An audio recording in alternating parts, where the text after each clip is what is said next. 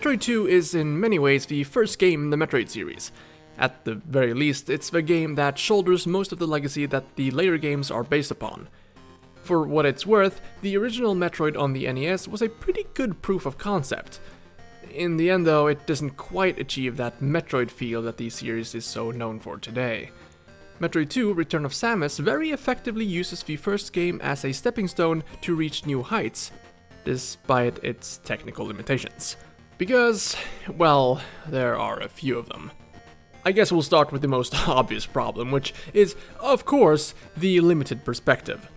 The camera here is much closer to Samus than in the first game, likely because of the small screen if I had to guess. We also can't forget about the next most important aspect, the sound. There's not that much to work with here, much thanks to the tiny integrated mono speaker, I suspect. Oh, and then there's the lovely 3 shades of grey that makes up the color palette too, I suppose, which, you guessed it, I presume is because this is a game for the original Game Boy. Yet, for all the limitations of the Game Boy, Nintendo really fucking knows how to work around them to create what is most definitely a Metroid game, both in look, sound, and feel. The resolution of the Game Boy screen sits at 160 by 144 pixels, which, when compared to the NES resolution of 256 by 224, is about 37.5% or 38,400 pixels less of visual information being available to the player. Of course, it's not that simple. There's a lot of other variables like sprite size, how many pixels you're actually able to draw at once, and all that, but for a simple comparison, it'll suffice. Despite Samus being rendered much closer to how she looks today, the fidelity of the backgrounds and such are pretty much unchanged from the NES game, with the difference being mostly in the art style department, which was actually pretty impressive for its time. It seems like the difference in pixel count has merely triggered them to zoom the camera in compared to the previous game, so I guess it makes sense to touch up a bit on Samus' design since you'll be seeing her much more up close this time around. And, you know, with that whole black and white thing, I guess it would make sense to make her a bit more visually appealing compared to whatever this is supposed to be, especially when you get the Varia suit since they can't just change her color this time.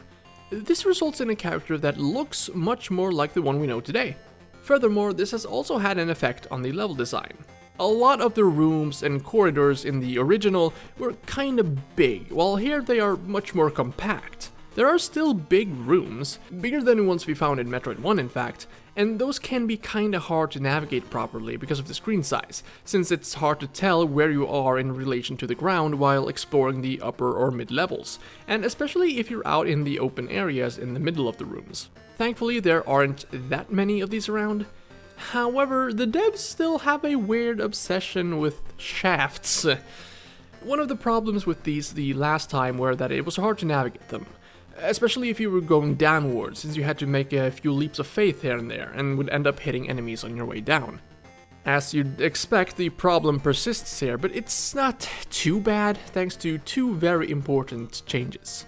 First of all, the enemies won't respawn until you re-enter a room, and they'll disappear when they go off screen, and this includes whenever you try to go through a door.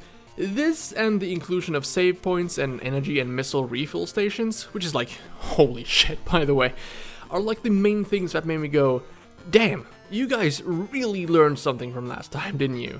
Second, you can aim your shots downwards while falling. It's amazing how much of a quality of life improvement this is. Not only can you get rid of all the enemies in a room and explore it without worrying about getting your ass handed to you the moment you step outside of and back into a spawn zone, but the simple inclusion of merely 2 new options for combat, where you can now not only shoot downwards while in midair, but also crouch and shoot. No, not go into morph ball mode, actually crouch. I know, it's amazing. As for the exploration aspect though, outside of making it easier to go downwards, this doesn't really affect very much. The main problem with the shafts the last time were that they were very hard to tell apart, especially within the same zones. Seeing as Metroid 2 is in black and white, you'd think that this elevates the problem to a new high, and you would be partially correct. The shafts themselves still look and feel mostly the same, the only immediately noticeable difference being the length of them. This is such a distinct difference that if you go into shafts that are the exact same length right after one another, it instantly feels like you're going in a loop. Thankfully, that's where the level design swoops in to save the day. The shafts in the previous game were set up so that you could easily get lost, since if you took the wrong exit, it'd lead you to another shaft with even more doors and so on. If you go find a map of Metroid 2 and look at any of the shafts with multiple exits, you'll see that they mostly end up in dead ends. Basically, the shafts here aren't part of the main road, so to speak. They're merely a way for the game to funnel you towards objectives in a space-efficient way, without making it feel like you're being railroaded, as you would if the objectives were all placed in a single corridor, going in a straight line. They're essentially solving the shaft issue without taking away the exploration aspect. There's also another very important point to bring up regarding this design decision. It might not look like it if you look at a finished map, but Metroid 2 is divided into multiple areas divided by a sea of acid which slowly recede, signaled by an earthquake after you defeat the last Metroid in the current area. Oh my god, I'm literally shaking right now. This means that even if you were to get lost in any way, you won't be able to progress too far from your objective like you did in Metroid 1. This is a design choice which was obviously implemented because, well, this is a handheld game, and if they weren't able to program in a map on the NES, then the chances they'd be able to on the Game Boy are pretty slim. It makes it much easier to navigate SR388 without having to draw your own map on the side, which I imagine would be more of a hassle than it's worth during car trips and such. That's not to say though that it's completely unworthy of the effort.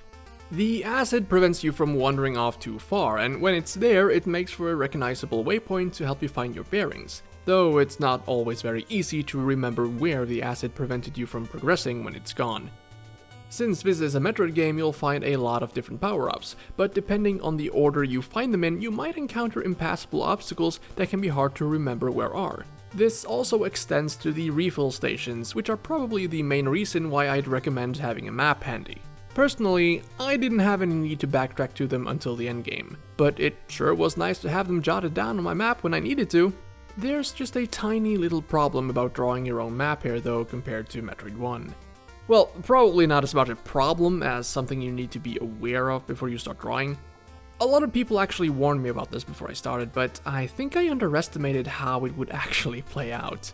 This is how my map looked after I finished the game, and yeah, it's a mess. Everything went pretty smoothly until I got around halfway, which is where you'll start to enter these doors where the screen will fade to black before the game transitions to the next screen.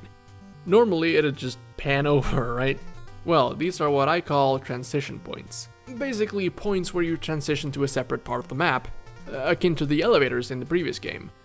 To be fair, I should have picked up on this the first time it happened and my map began intersecting with previous parts, but then again, on the other hand, it's not really that obvious that this is what's happening. This is the only bad part of the level design in my opinion. The insistence of everything being one big, continuous cave, but without any clearly defined transitional points between the different map sections. It was fine in the previous game, because you literally took an elevator an undisclosed distance down into the planet, so it made sense to start on a new area a little bit away from the previous one. But here you're literally just walking through a passage, just like you've done all along. There's not really anything unique about it either, except for the fade out and some weird transparent blocks by the entrance. I get how the design philosophy for this is different than in Metroid 1, right? It's supposed to be a mostly natural cave system, and the reason these transition points are here to begin with is probably to avoid having those long-ass hallways everywhere. But there must have been a better way to signal this, right? Even if you disregard the map drawing issues, the whole implied interconnectivity thing makes it feel like you're supposed to loop back into somewhere you've already been. For what it's worth, I really do think that this is the worst aspect of the game, but I also think that it's mostly negligible, since the rest of the level design is so good that it makes up for it. Another thing I'd like to point out is how the game leads you to certain power-ups. There aren't that many hidden passages this time around, and stuff like missile tanks and energy tanks are mostly out in the open, where the challenge isn't to find where they're hidden, but to find the way to get to them. I suppose this is also because of the black and white nature of the game, like with a lot of the other design stuff. This results in the player getting outfitted with all the energy tanks and a bunch of missiles pretty easily as long as they do at least a little bit of exploring. It really does feel like the game is pushing the player towards this because of the ease of finding them, because while the first few Metroid forms won't pose much of a challenge, the final 3 will, and especially the last boss deals a lot of damage and can take an absurd amount of missiles, so it's very appreciated that the missile tanks are easily available. Like, I went into the final boss fight fully stocked with a total of 599 HP and 180 missiles, missing only 7 missile tanks, and I made it out with 199 HP and 14 missiles, and that was my second attempt, and I hit with like 90% of my shots. Frankly, it's ridiculous. The boss does have some patterns that you can exploit, so it's not exactly unfair or anything. If you shoot it when it opens its mouth and charges at you, you'll stun it for a little while, allowing you to unload a bunch of missiles before narrowly avoiding the attack. And when you figure that out, it's not as bad, but there's still other attacks to worry about, and they still deal a lot of damage. If it wasn't for the Varia suit and the damage reduction it gives, I probably would have still been there. Actually, it's not just the tanks that the game slightly guides you towards, but also the optional power-ups like the Varia suit and the Spring Ball, for example. For a handheld Metroid title, the amount of upgrades in this game is pretty impressive. You've got the Morph Ball, High Jump Boots, Screw Attack, and the rest of the power-ups that were in the previous game returning. But Samus Returns also introduces the Spider Ball, which makes Samus able to stick to walls in Morph Ball mode, and then the Space Jump, which almost completely trivializes the Spider Ball, and lets Samus essentially double jump forever as long as you get the timing right. These two upgrades significantly broadens your horizons when it comes to exploring the caves of SR388, and also makes it much more fun to move around. There's a reason these powers make a return in later games. Actually, all of them do. Metroid 2 surprisingly laid a lot of the groundwork for the movement-based upgrades, but they also included some beam ones. Along with the Ice Beam and the Wave Beam, there's also the Spacer, which shoots 3 laser beams at about the height of Samus so that you won't have to crouch anymore, and honestly kinda makes the Wave Beam obsolete. Then there's the Plasma Beam, which is the strongest weapons in the game and also pierces enemies, but just like in the previous game, you can only equip 1 beam at a time, and to change you need to go physically pick them up. Also, the beams aren't effective against the main enemy, which are the Metroids anyways, and you'll need the Ice Beam to deal with some Metroid larvae near the end, so ultimately, it never feels like you have much of a choice in the matter, and that makes the different beams kinda meh. If anything, I'd recommend just rocking the Spacer and then changing over to the Ice Beam when you reach the final area, where you'll find one sitting in the room literally directly beneath the final boss, which, hey, that was nice of them, I guess. It's a shame though that the beams have no effect on the Metroids, because something like having them work better on some versions of Metroid than others would actually give you an incentive to change it up here and there. Instead, the only thing that works on them are missiles. It feels like a missed opportunity to not have the Plasma Beam, for example, being able to take out the Alphas in one hit, or the Wave Beam being able to damage the Gammas. As it is now, the only variety you have with these fights are the different stages we're in, but ultimately, it all boils down to firing missiles into them, and there's like 48 of these fuckers in total too. The only real difference is the amount they can handle as they grow. Speaking of, it'd be nice if there was a way to tell which stage you'd encounter beforehand. The only sign you get of a Metroid being nearby is an empty husk from a Metroid that has molted or whatever, but that only tells you there's one in the vicinity and not the form it takes.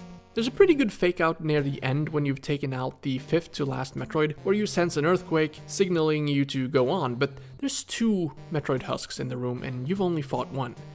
The thing is that when you head back, you realize that the acid has actually risen this time, essentially trapping you in this little loop where you can only really go back around, and when you do, you encounter a Zeta Metroid morbing into an Omega Metroid.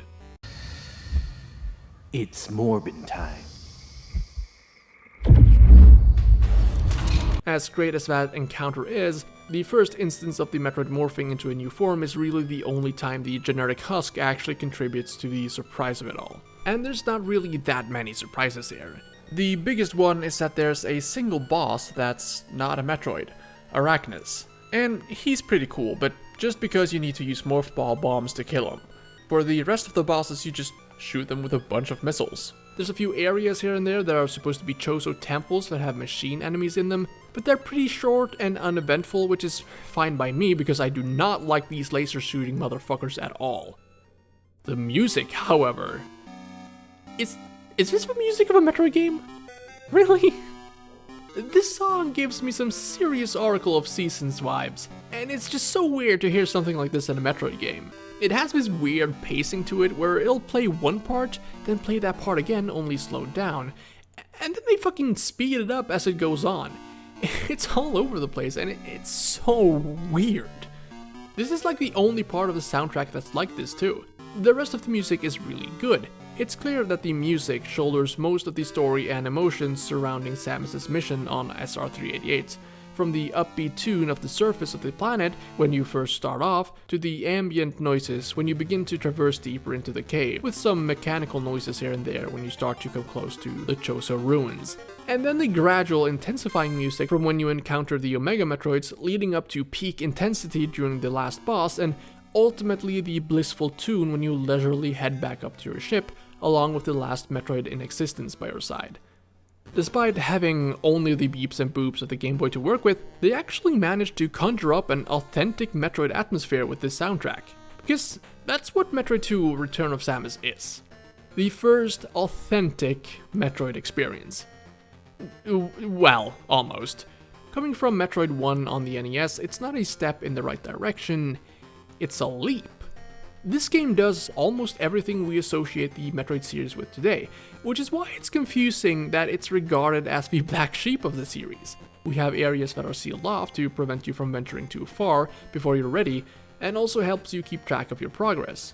We have the movement and combat down pretty well, I'd say, and there's more than enough enemy variety if you look past the repeating Metroid battles, which honestly isn't as bad as people claim. It never feels like they overstay their welcome in the battles, and though it can get tiring to fight the Alpha and Gamma Metroids all those times, when you get the pattern down, it's pretty satisfying to see how fast you can dispatch them. The Omega Metroids and the Metroid Queen can be a bit damage spongy though, but there aren't that many of them, and there are refill stations pretty close by where you fight them, so it's not really a problem unless you don't have enough missiles to defeat them to begin with, which is highly unlikely. Also, if you were to die against one of them, or at any other point really, these save stations are generously placed throughout the map, so you never lose too much progress as long as you make sure to save whenever you see one. Despite the technical limitations, they still managed to create a believable feeling of being a lone explorer traversing enemy territory with just the level and sound design. Even if the low energy beeping is literally the worst thing I have ever heard in my entire life. We have secrets, and although they aren't as hidden as in other titles, this is probably mostly because of the handheld nature of the game and the Game Boy's technical limitations, and they've also kept the backtracking to a minimum compared to the previous game, which is 100% an improvement. Most importantly, it takes the ideas of the previous game and builds upon it in a way that not only stays true to its roots, but also improves almost every aspect. Not only is this the game that mostly transformed Metroid into what it is today, it's also the game that cemented the foundations of one of the greatest, although minimalistic, storylines in gaming. One we recently saw come to a close with Metroid Dread, but we'll talk more about that when we get there. Metroid 2 was a game I didn't exactly look very much forward to playing when I decided to start covering this series, but you know what? I'm glad I did. It's a surprisingly good game, and it's definitely worthy of being a part of the Metroid series.